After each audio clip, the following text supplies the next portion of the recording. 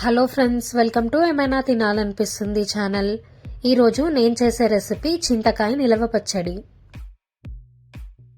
ఈ పచ్చడి చేయడానికి ముందుగా చింతకాయ పైన నీళ్లు ఏం లేకుండా తుడుచుకోవాలి.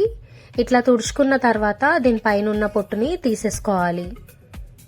నీళ్లు ఏమైనా ఉంటే పచ్చడి ఖరాబ్ అయిపోతుంది.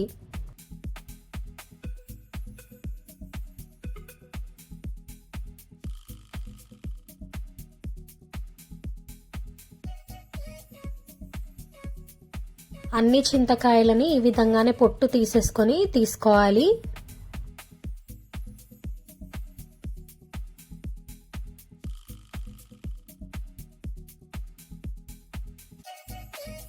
ఇట్లా తీసుకున్న తర్వాత వీటిని చిన్న ముక్కలు లాగా కట్ చేసుకోవాలి.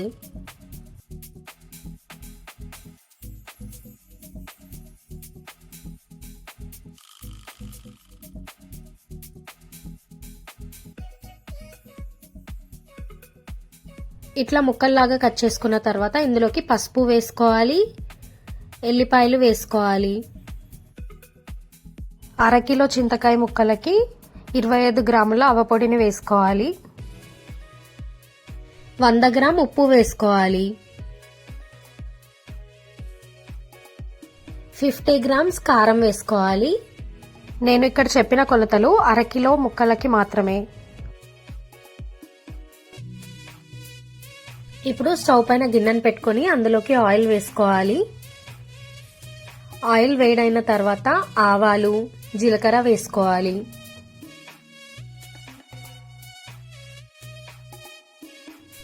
ఎండుమిరపకాయ ముక్కల్ని వేసుకోవాలి.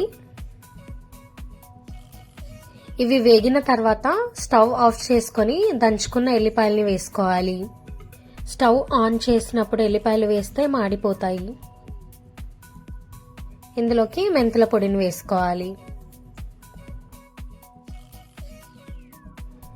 ఈ పోపు చల్లారిన తర్వాత చింతకాయ ముక్కల్లోకి వేసుకొని కలుపుకోవాలి.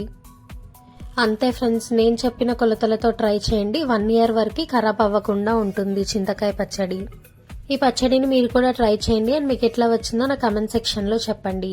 ఈ వీడియో కనుక మీకు నచ్చితే లైక్ చేయండి, సబ్స్క్రైబ్ చేయండి అండ్ మీ ఫ్యామిలీ మెంబర్స్తో షేర్ చేయండి.